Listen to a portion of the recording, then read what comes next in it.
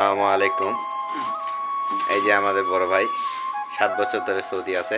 হ্যাঁ, সে এই কোম্পানিতে আসছে নতুন। এই যে আমরা আজকে সবাই কাম করতেছি।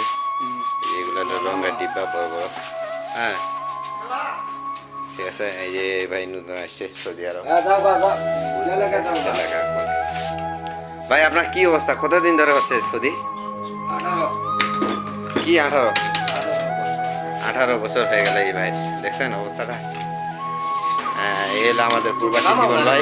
হ্যাঁ, এক একটা যে ডিব্বার ভারী এগুলো কত কেজি করে হইতে পারে একটায়?